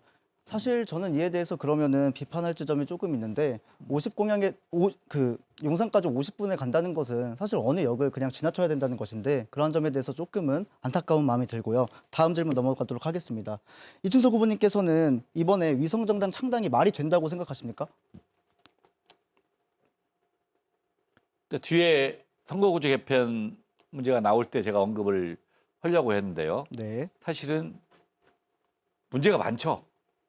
사실은 이게 대한민국의 현실 정치와 우리가 생각하는 그런 것하고 전혀 다른 게 나타나는 겁니다. 사실은. 그래서 우리 대한민국 정치를 삼류 정치라고 평가를 하는 겁니다. 저는 제가 4년간을 쉬었지만 다시 들어간다고 하면 위성정당의 문제뿐만 아니라 선거구제도에 대한 근본적인 대책을 다시 강구해야 한다라고 생각을 합니다. 그러면 현재 민주당의 비례연합정당 창당이 잘못된 일이라고 생각하시는 거죠? 현 제도 하에서 다른 방법이 없는 애에서는 옳지는 못하지만 불가피한 선택이었다라고 생각합니다. 네, 이처럼 저는 굉장히 개탄스러운 현실을 마주하고 있습니다. 위성정당 창당을 통해서 시민들의 다양성을 훼손시키고 소수정당을 말살시키고 있습니다. 이러한 것이 민주당과 국민의힘이 보이는 모습이라고 생각을 하고 정말 저는 여기에 대해서 매우 화가 많이 납니다. 하나 더 여쭙겠습니다. 예. 좀 더 셉니다. 쉐쉐 하면 된다는 식의 이재명 외교 대안이 현재 윤석열 정권의 외교 대참사를 막을 수 있다고 생각하십니까?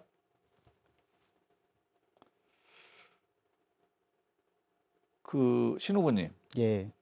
예전에 민주당의 대학생위원회에 활동을 하셨죠. 예. 근데 지금 저한테 질문하셔서 어떠한 이유로 새로운 미래에 가셨는가는 모르겠지만 예.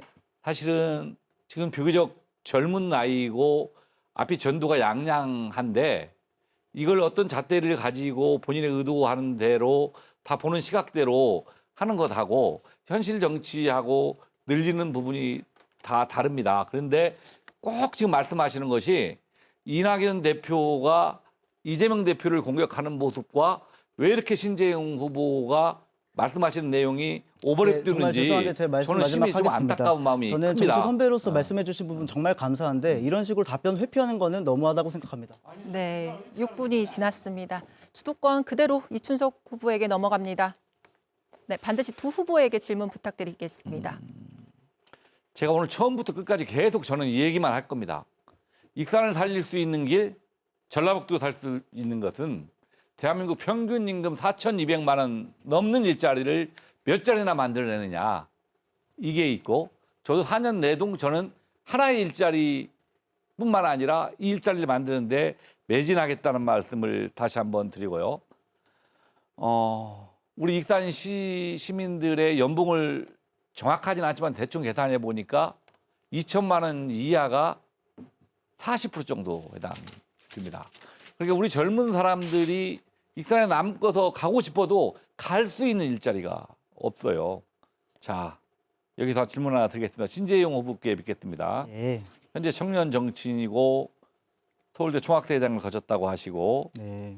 또 여기에 또 내려오셔서 출마를 하셨습니다. 저는 왜 내려오셨는가는 잘 모르겠습니다. 사실은 잘 모르겠지만 익산 출신의 청년 정치인으로서 익산 청년들이 네. 우리 고향 익산을 등지는 이유와 그 해결책에 대해서 생각을 가지고 있다면 말씀해 주시기 바랍니다. 예, 제가 공약으로도 말씀드렸었던 것처럼 우리 익산에는 청년들이 할 수 있는 일자리 수가 절대적으로 부족하고 특히 양질의 일자리가 너무 부족합니다. 왜냐하면은 청년들이 하고 싶어 하는 많은 것들을 해야 되는데 예를 들어서 제가 말씀드렸던 것처럼 익산 소프트웨어 단지를 설립해서 요새 트렌드는 기술 창업 그리고 이 스마트 시티 이런 것을 통해 가지고 더 나은 차세대 일자리를 강구하는 것이거든요. 그런데 현재 익산에는 그러한 정책이 많이 부족하고 일자리도 없습니다. 이춘석 후보님께서 홀로그램 통해 가지고 청년들 일자리 많이 양성해 주시고 미래 일자리 양성하신다고 하시지만 정말 죄송한데 이춘석 후보님 혹시 ICT 기술 활용한다고 공약집에 써놓으셨던 것 같은데 혹시 ICT 관련해 가지고 이게 무슨 약자인지 알고 계십니까? 제가 지금 농업기술화실용회단에 ICT 거민증센터를 유치해서 네네. 그게 지금 활발히 잘 되고 있고 대한민국에 생산하는 농기계는 이 ICT 거민증센터에서 검증을 받아야만 판매가 되고 그러니까 있습니다. 그게 어떤 제가 뜻이죠? 정확히 네. 영어로 네. 그 ICT라는 용어는 쓰지만 무슨 자의 약자다. 이건 정확히 기억하지 네, 못합니다. 그건 정보통신 기술이라서 사실 전 분야적으로 이제 해당하는 그런 스마트 기술의 일환으로 말할 수 있습니다. 잠깐만. 지금 제가 주도권 네, 시간이죠. 맞아요. 맞습니다. 주도권 근데 있습니다. 거꾸로 가고 있어. 잠깐요. 말을 끊고 제가 하나 붙겠습니다. 저 이거 하나만 분명히 해주고 가십시오. 제가 가장 안타까운 것이 우리 익산을 사랑한다고 하는 사람들이 다 타지에 가서 활동을 합니다. 누릴 거 누리고 다 누립니다. 그러면서 나중에 정치하겠다고 익산 내려옵니다. 내가 고향 지키겠다. 그렇게 하고 떨어지면 보따리 싸고 다 올라갑니다. 신 후보님, 이거 하나 분명히 해줍시다. 자, 이번 총선에 낙선하시면 익산 떠나실 겁니까? 익산 지키면서 지금 방금 말씀하시는 공약들 다 준비하실 겁니까? 예, 저는 계속해서 시민분들께 말씀드립니다. 이번 선거만 하고 떠나지 않습니다. 다음 선거, 그 다음 선거도 계속해서 준비할 거고요. 익산에 뿌리 내리면서 살 준비하고 있습니다. 제가 하나 말씀드리겠습니다. 저 이번에 낙선할 수도 있다고 생각합니다. 그렇기 때문에 이번에 익산시에서 주도하는 창업 지원 정책에도 지원했습니다. 이런 것들 통해 가지고 익산에 뿌리 자, 내리고 이제 열심히 익산에서 말씀 살아서 없어요. 예. 다음 자. 선거에도 나오겠습니다. 예, 그 공약 반드시 지켜주시기 바라고요. 우리 전권희 후보한테 하나 같은 맥락에서 질의를 하는 겁니다. 네. 옛날 지금 몇 번째 출마하십니까? 익산에서만 3번째입니다. 그럼 다 합치면 몇 번째 출마하십니까? 지금 총 6번째 출마했습니다. 예, 6번째 출마하시죠. 네. 비교적 젊은 나이에 중랑에서 구의원, 국회의원 2번 출마하시고 우리 익산에 내려오셔서 지금 국회의원을 3번째 출마를 하고 계십니다. 네. 그때 기사를 보니까 나는 중랑이 제2의 고향이다. 우리 아들, 딸들을 다 이곳에 낳고 키웠다. 나는 중랑을 지키겠다. 하셨는데 어느 날 갑자기 또 익산에 내려오셔서 지금 국회의원을 3번째 출마를 하십니다. 네. 그 내려오신 이유가 뭡니까? 중랑에서 정치적 연구를 우리 익산으로 바꾼 이유는 뭡니까? 예, 한 두 가지인데 하나는 뭐 다들 마찬가지겠지만 나이가 먹으면 고향에서 제 인생을 설계하고 지역 발전에 기여하고 싶다는 마음이 바탕이었고요. 또 한 가지는 저 개인적으로는 조금 부모님이 어머니한테 좀 편찮으셨습니다. 당시에 제가 장남으로서 그런 부분이 있었고 또 정치적으로 당시에 박근혜 정부에 의해서 통합진보당이 강제 해산되는 폭거가 있었기 때문에 그것을 마무리하고 향후에는 고향에서 어떤 제 인생과 정치활동 하겠다는 마음으로 바로 고향으로 내려오게 된 것입니다. 그러면 한 가지만 더 물어봅시다. 저 통합진보당에 대해서 저도 정치 활동할 때 같이 한 동료들이 있기 때문에 뭐라고 말씀드릴 수는 없지만 지금 정치가 비교적 젊은 나이인데 6번이나 출마를 하시면서 계속 낙선을 해오시고 있어요. 그러면 사실은 그 특별한 직장이나 직업 없이 그냥 계속 정치를 해오셨다는 얘기인데 이런 모습들이 시민들이 보거나 특히 우리 젊은 사람들이 보거나 네, 이럴 답변 때 시간 이게 보장해 바람직한 주십시오. 모습이라고 보십니까? 저 뭐 정당 정치 한 지는 한 15년 됐고요. 그 전에는 뭐 젊었을 때는 이제 직장 생활도 같이 했었고 실제 직업적인 정치인으로서 2006년부터 이렇게 시작을 했습니다. 그리고 제가 하게 된 이유는 어려운 길이지만 저도 선진 유럽 복지국가처럼 우리나라도 사회당이나 노동당처럼 진보정당이 집권해서 진정한 복지국가를 만들고 싶다는 꿈을 갖고 있기 때문에 포기하지 않고 도전해 왔습니다. 예, 마치겠습니다. 네, 시간 다 지났습니다. 정건희 후보에게 주도권 돌아갑니다. 네. 사실 이게 이제 오늘 공약 검증 토론했고요. 제가 사실은 오늘 이제 후보자 토론회인데 가장 중요한 게 후보자 토론회죠. 후보자의 검증과 유권자 알 권리를 위해서. 그래서 그런데 사실 오늘이 마지막 토론회가 될 수 있다는 참 슬픈 현실을 지울 수가 없습니다. 그래서 특히 이제 민주당 같은 경우는 당내 경선에서 세 차례나 토론을 할 정도로 경선에 되게 힘을 집중했는데 막상 본선이 열렸는데 가장 중요한 실제 토론회는 오늘이 마지막일 수 있다는 이 현실을 어떻게 받아들여야 할지 많은 시민들이 이거 익산 정치의 현 주소 아니냐. 경선이 당선이고 오만한 정치의 현실 아니냐 이런 말씀도 많이 하십니다. 제가 김민수 후보님께 질문 드리겠습니다. 오늘 선관위 법정 토론 이후에 몇 차례 방송사에서 자체 토론회를 추진을 했었습니다. 특히 최근에는 MBC가 추진했습니다 알고 있는데 이춘석 후보님이 불참을 했는데 제가 듣기로는 김민석 후보님이 불참한다는 이유가 컸던 걸로 알고 있습니다. 그래서 토론회가 실효성이 없기 때문에 불참한다는 말씀하신 것 같은데 김민석 후보님 불참한다는 건 사실이었습니까? 짧게 말씀해 주십시오. 말씀 잘하셨습니다.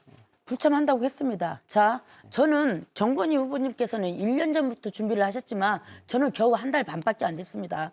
익산 시민들 유권자들 만나서 표 얻기도 힘들어 죽겠는 저요? 이 토론회원이라고 일주일 걸렸습니다. 네, 알겠습니다. 그러면 이거 잠깐만요. 예. 좀 해야 될 거 아닙니까? 일단 그래서 사실인가만 만자중에 가셔서 김민석 의원 예. 그리고 이춘석 의원님 안 하신다고 그렇게 말씀하셨습까 법정 토론회는 당연히 해야겠죠. 네, 일단 알겠습니다. 그러나 예. 그 유권자들 만날 제 시간에 토론이기 때문에 MBC 일단은 가서까지 제가 예.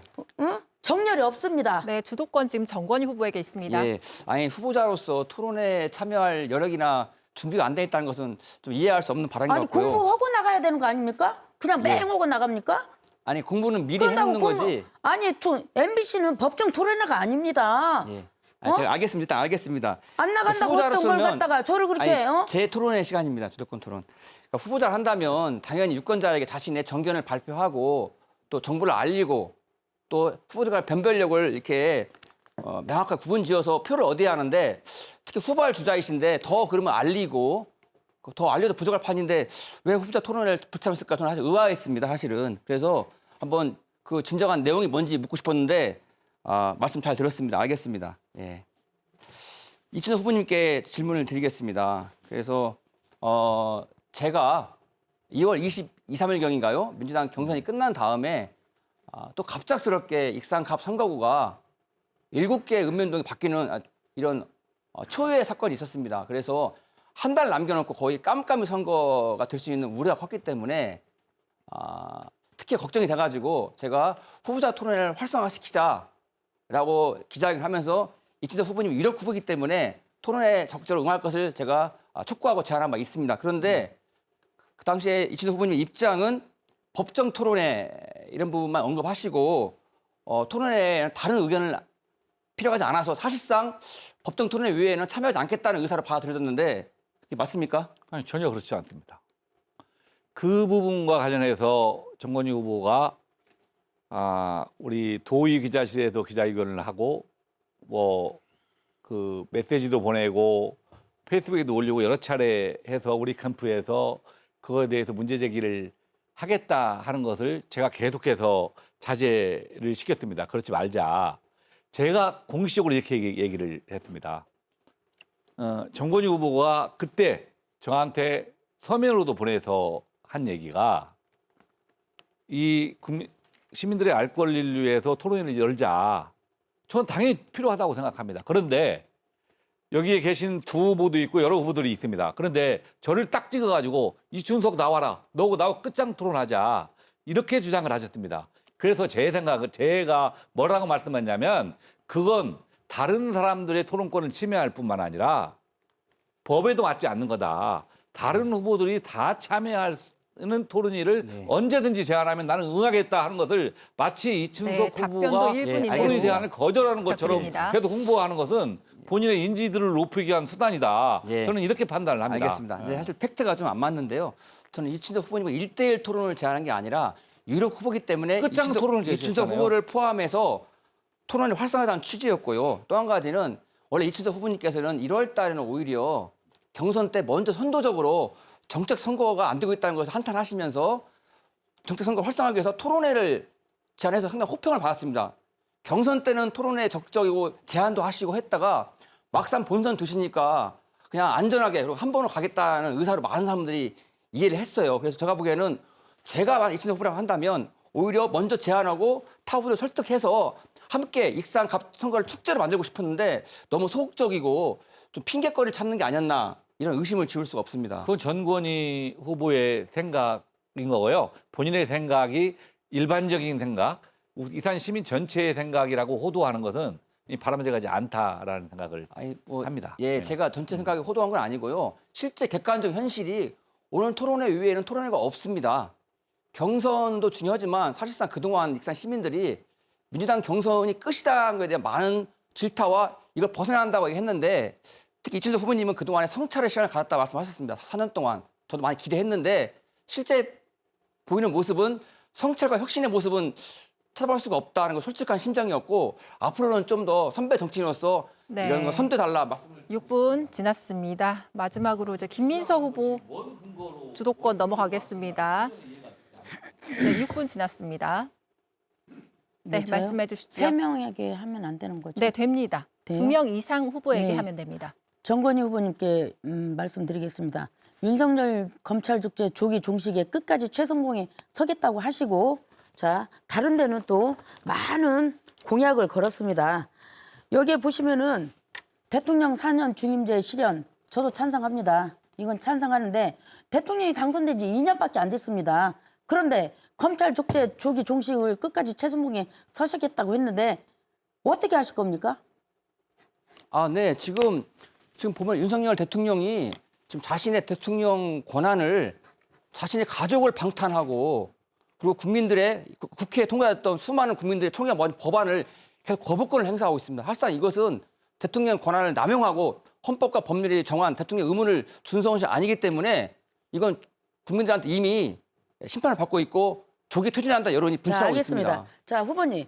지금은 우리 익산시가 전북이 떠나가는 도시, 소멸도시입니다. 지금 대통령 선거 아닙니다. 그렇지 않습니까? 왜 대통령이 지금 반전 50%도 안 지난 상황에서 대통령 검찰 독재, 자, 예전부터요, 군사공화국, 재벌공화국, 삼성공화국 여러 가지가 있었습니다. 지금 잠시, 예? 검사 출신 정치인들이 가셔가지고 잘못된 사람들, 응? 그 뭐라 할까, 벌에 의해서 처단을 하겠다는 건데 그걸 가지고 검찰공화국 하시면서 조기 퇴진시키고 응? 어떨 때는 뭐 박터지게 쌓으시겠다고 하시는데 이렇게 하시면서 국가 예산을 어떻게 가져오시고 여기에 들어있는 공약은 어떻게 실현하실 것인지 참 의아스럽습니다. 자 그리고 신재영 의원님 우리 새만금 국가 예산 많이 투입되고 그리고 지금 32개, 38개 큰 회사들이 와 있습니다. 네. 자, 공항이 필요하다고 생각하십니까? 안 필요하다고 생각하십니까? 새만금 공항이요. 예. 새만금 공항을 지금 일단은 일부 찬성으로 이제 두겠습니다. 왜냐하면 새만금 공항 같은 경우에는 굉장히 많은 돈이 이제 들어가고 있습니다. 들어갈 것입니다. 사실 이러한 예산이나 이런 거를 바라보지 않고 나가는 사업만 이제 그런 거를 면밀하게 검토하지 않고 그냥 진행이 된다면은 사실 그냥 지역 이기주의 그 이상 그 이하도 아니게 될 확률이 매우 높습니다. 자, 그렇기 알겠습니다. 때문에 알겠습니다. 아니요. 저 예. 하나만 더 시간 말씀드릴게요. 남았어요? 네. 그렇기 때문에 저는 이제 사실 원래 군산공항이랑 새만금공항이랑 연계되는 그런 점들이 있고 군산항이 이제 물류센터가 군산항에 있는 물류들을 어떻게 해가지고 함께 연계하는 방안들이 추진되어야만 저는 새만금공항에 대해서 찬성할 수 있는 입장입니다. 자, 새만금 공항이 말씀 나올 때부터 계속 반대했던 사람들이 계십니다. 자, 처음 이해찬 더불어민주당 대표님, 현 더불어민주당 상임공동대표가 2018년도에 발표하셨습니다. 새만금 공항 굳이 없어도 된다고 말씀하셨고 지금 자, 새로운 미래 대표 이낙연 전 전남도지사께서 새만금 공항 굳이 필요 없다고 말씀하셨습니다. 정확한 워딩을 한번 여쭤볼 수 있을까요? 이낙연 예. 대표가 뭐라고 말씀하셨나요, 자, 당시에? 새만금 공항은 예산이 예산이 많이 들어가기 때문에 네. 차라리 무안공항을 이용하라 그렇게 말씀하셨습니다. 이해찬 상임 공동 대표님께서도 그렇게 말씀하셨습니다. 자, 우리 새만금에 32개 회사가 들어옵니다. 32개, 38개 회사. 지금까지 김경환 청장님께서 1년도 안 된 사이에 10조 8천억 원을 수수했습니다. 그 많은 글로벌한 공장이 들어서는데 글로벌한 공장이 들어섰을 때 새만금에 공항이 들어왔을 때는 동남아나 그렇죠. 어디야? 지역 물류들도 이제 네, 국제적으로 빨리 물류도 오고 쉽게 하면서 올수 활성화가 있습니다. 시킬 수 그런데 있겠죠. 지금도 반대를 하고 계십니다. 제가요? 아니요. 거기 당대표께서. 아니 그건 지금 알 수 없죠. 2018년 때 네. 말한 거라서 지금 이야기를 다시 한번 물어봐야 되지 않을까요? 왜냐하면 새만금공항 같은 경우에는 이제 어떤 식으로 이제 예산이 들어가고 어떤 식으로 활용할 수 있을지를 더욱 더 적극적으로 검토해야 된다고 생각을 하고 있습니다. 활용하고 자, 집안 시설까지는 다 끝냈습니다. 자, 전주 공항 그리고 미군 그렇죠. 공항하고도 다 타협이 본 상황입니다. 네. 그런데도 정작 새만금 예산을 깎고 싶어하는 사람들이 다 여기 계시는 새로운 미래 그다음에 민주당 아니요. 의원님. 저 신상 발언 하나 하겠습니다. 예. 저 같은 경우에는 사실 새만금 공항을 반대한다고 명시적으로 말씀드린 적이 없습니다.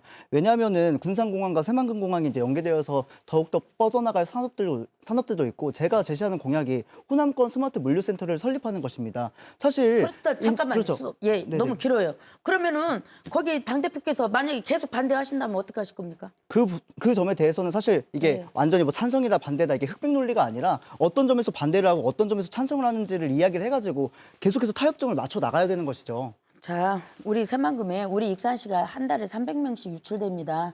우리 익산시가 인구가요 300명씩. 네. 한 달에 300명씩 네, 네. 유출되는 소멸도시 1위입니다. 네. 우리 익산시가 지금 프로젝트가 만경강 쪽에 수변도시를 만들어서 새만금 배후 주거단지를 형성을 하려고 합니다.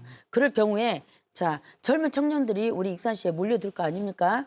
그렇죠. 이런 게 활성화가 네. 되고 이게 입소문이 나면 젊은- 많이 몰려들겠죠. 네, 그러죠. 그러면 젊은 청년들이 자, 쉴 때 아까 저기 정건희 후보님도 여가 생활을 많이 누리게 해야 된다는데 우리 익산에만 있는 것이 아닙니다. 자, 새만금 공항이 들었을 때 가까운 동남아라도 영도 빨리 갈 수 있도록 해줘야 되는 게 우리 정치인들의 책무라고 생각합니다. 왜 그러냐면은 경기도에 있는 친구들은 시간이 다 되고 있습니다. 예, 네. 경기도에 있는 친구들은 다 끝나서 뭐라고 계속 이어나가는데 할 말이 없네. 네, 6분 주도권 토론 시간 이제 마쳤습니다. 네, 공약에 이어서 정책까지 두 번의 주도권 토론 진행했습니다. 이제 마지막 공통 질문이 될 것 같은데요. 선거구 관련된 내용입니다. 아시겠지만 익산 지역 인구 감소가 가파르다 보니 지금 두석인 의석 수가 더 줄어들지도 모른다는 위기감이 있었습니다. 일단 이번 총선까지는 전북 10석으로 유지가 되는데요.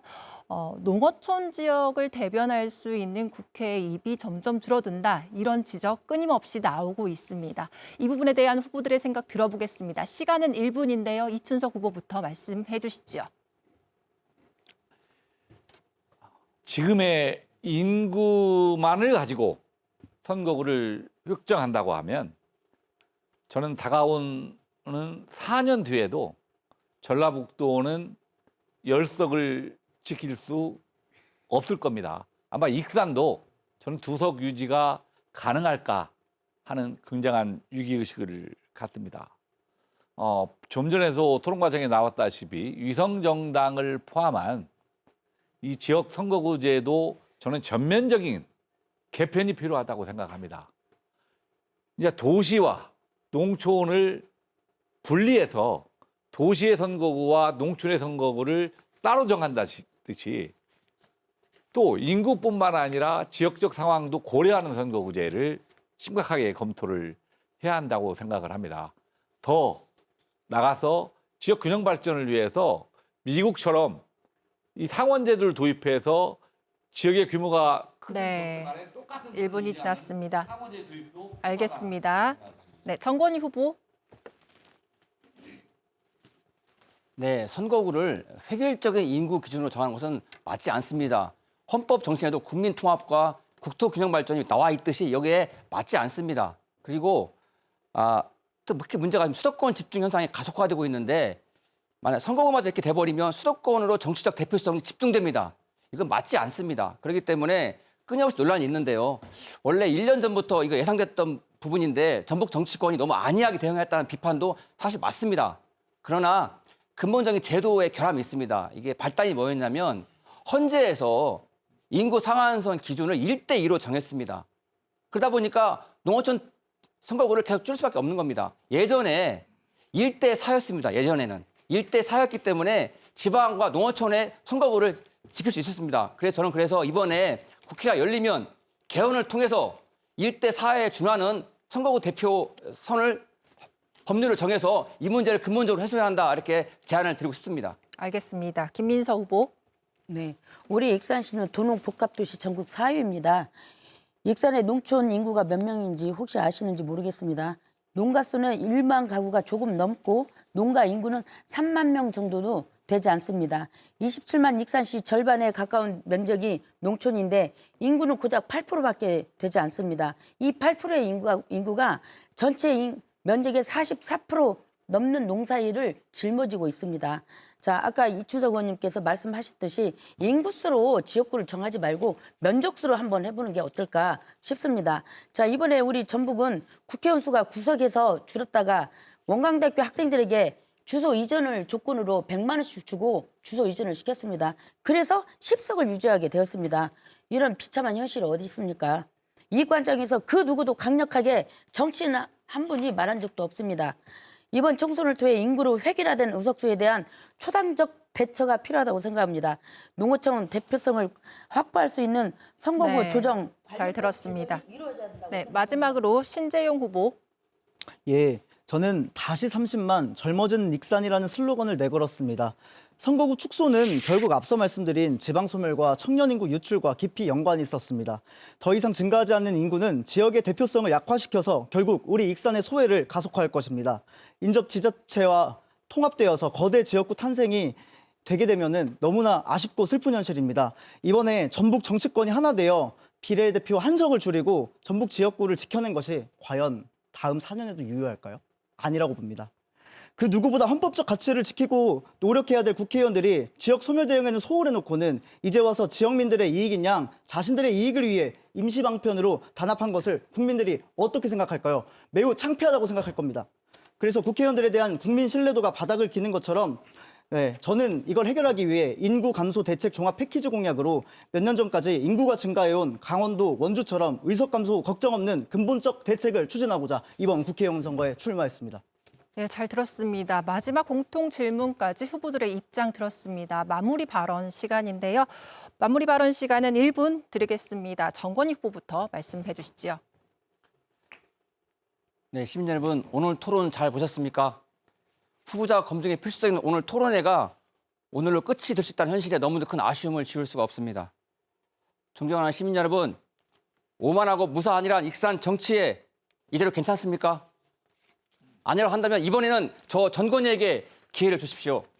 저 전건희에게 힘을 모아 주십시오. 이번에는 진짜로 바꿀 때가 왔습니다.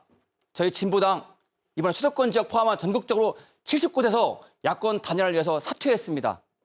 수한 익산과 전북에서만큼은 한 석, 두 석에 새로운 진보정치 희망의 나무를 심어주십시오. 저 전건희가 이전과는 전혀 다른 새로운 정치로 민생 회복과 익산 발전에 헌신하겠습니다. 윤석열 검찰 독재를 끝내고 정권 교체에 초석이 되겠습니다. 새로운 익산의 내일을 열겠습니다. 익산 시민 여러분의 지지와 성원을 부탁드립니다. 감사합니다. 네, 김민서 후보 마무리 발언 1분입니다. 고맙습니다. 전북 도민 여러분, 시민 여러분. 저를 재작년 19.74%로 많은 지지율로 응원해 주신 덕분에 국가 10분 클러스터 2단계 사업 3,855억 민간 유치할 수 있도록 해주셨습니다. 이번에 저에게 또 많은 지지율을 주신다면 제가 공약한 한국 마사의 본사 이전 꼭 실현하겠습니다. 자, 당선이 되지 않더라도 함거에 들어가서 용산역에 들어가서 용산 대통령실 앞에 가서 저는 무릎 꿇고 읍소하겠습니다. 시민 여러분의 도움이 필요해서 시민 여러분의 철저한 도움이 필요합니다. 그거는 커튼 안에 들어가서 제발 또다시 정당만 보지 마시고 투표에 참여했으면 좋겠습니다. 시민 여러분, 저 최초로 국비 예산 가져온 사람입니다. 시민 여러분이 저에게 주시는 그 한 표는 바로 익산 발전에 큰 도움이 될 거라고 저는 확신합니다. 저 한국 마사회에 목숨을 걸겠습니다. 고맙습니다. 네, 신재용 후보. 존경하는 익산 시민 여러분, 오늘 토론회 잘 보셨습니까? 어떤 후보가 익산을 이용해 본인의 정치적인 이익만을 추구하는지, 그리고 어떤 후보가 진짜 익산 발전 위해서 봉사할 자세가 있는지 판단해 주시기 바랍니다. 저는 용동면에서 태어나 하멸초등학교, 원광중학교, 원광고등학교를 거쳐서 익산의 교육 덕분에 서울대학교 총학생회장까지 지낼 수 있었습니다. 그리고 지금은 스타트업의 대표를 하면서 일자리도 있고 반듯하게 살아오고 있습니다. 존경하는 익산 시민 여러분, 아까 말을 했을 때 어떤 후보가 이재명을 비판하는 이낙연의 모습을 보는 것 같다라고 하였습니다. 저는 정치권에 빚이 없습니다. 그래서 소신 있고 당당하게 정치를 실현할 수 있습니다. 그 잘못하는 대상이 이낙연 대표라도 저는 당당하게 잘못되었다 비판할 수 있습니다. 사랑하고 존경하는 익산 시민 여러분, 우리 익산에 있는 그리고 대한민국에 있는 구태 정치 업어치기 한판승으로 제압하겠습니다. 저 신재용 새로운 미래 기호 6번에 한 표 행사해 주십시오. 감사합니다. 네, 신재용 후보 마무리 발언까지 들었습니다. 마무리 발언 시간 1분입니다. 이제 끝으로 이춘석 후보. 예, 존경하는 익산 시민 여러분, 토론이 잘 보셨습니까? 국회의원은 익산에서 활동하는 게 아니라 우리 익산 시민을 대표해서 서울 국회에서 우리 익산의 목과 전라북도의 목들 챙기는 사람입니다. 평온한 바다에서는 어느 누구든 선장이 되어도 아무 문제가 없습니다. 그런데 위기 상황에서는 정말 유능한 선장이 저는 필요하다고 생각합니다.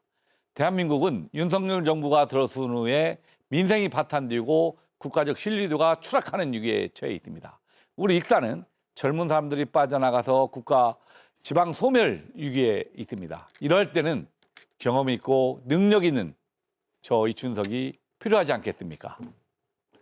여러 가지로 어려운 상황입니다. 일단 시민 여러분 힘내세요. 저 이춘석이 함께하겠습니다. 4월 10일 총선에서 반드시 투표해 주셔서 윤석열 정부를 심판해 주십시오. 알겠습니다. 잘 들었습니다. 네, 익산시 선거방송토론위원회가 주관한 익산시 갑선거구 국회의원 후보자 토론회 어떻게 보셨는지요? 네 후보가 이야기한 정책과 비전을 비교할 수 있는 시간이었길 바랍니다. 오늘 토론은 중앙선거방송토론위원회 홈페이지와 유튜브 그리고 KBS 뉴스 전북 유튜브에서 다시 보실 수 있습니다. 내일은 정읍시 고창군 선거구와 전주시 병선거구 후보자 토론회가 방송됩니다. 계속해서 유권자 여러분의 많은 관심 부탁드립니다. 그럼 이것으로 익산시 선거방송토론위원회가 주관한 익산시 갑선거구 국회의원 후보자 토론회를 마치겠습니다. 함께해 주신 토론자 여러분 그리고 시청해 주신 시청자 여러분 감사합니다.